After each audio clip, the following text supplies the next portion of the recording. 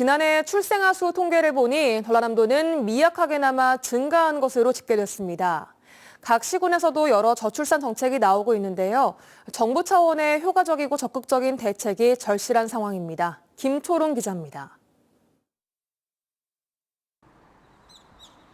나주 빛가람동에 있는 한 어린이집입니다.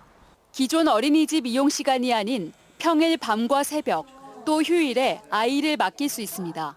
주말 근무하는 맞벌이 부부나 급히 아이를 맡겨야 하는 부모들이 주로 찾습니다. 나주시가 지난해 10월부터 한 곳 운영을 시작했는데 3개월간 이용자가 꾸준히 찾아 모두 60여 회를 이용했습니다. 맞벌이다 보니까는 주말에 출근해야 돼서 그때마다 이용하고 있습니다. 애가 어리니까는 맡길 때도 없고 친정 시댁이 다 멀어서 약간 출근하는데 많이 부담이 됐었는데.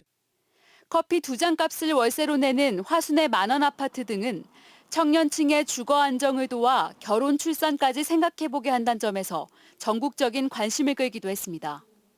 이렇게 지자체별로 다양한 정책이 시행되고 있는데 출생아 수는 얼마나 늘었을까? 지난 2015년 이후 꾸준히 감소하던 전남의 출생아 수는 지난해 7,900여 명으로 전년도보다 0.6% 증가했습니다. 강진과 나주, 담양 등 순으로 13개 시군에서 증가한 겁니다. 반면 출생아 수가 줄어든 곳도 여전해 정부 차원의 대책이 필요하다는 지적이 나옵니다. 우리나라의 저출생 현상은 또 급하게 진행이 되고 있습니다. 주거와 교육이 안정적이고 또 결혼을 해도 괜찮고 그런 사회가 되는 길에 국가 차원의 전면적인 노력이 필요합니다.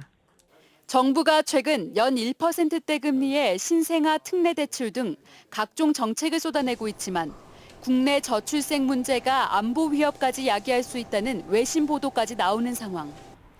저출생 문제의 심각성이 대두되면서 지자체 역시 기존 정책을 확대하거나 새 정책을 만드는 방안 등을 고심하고 있습니다. MBC 뉴스 김초롱입니다.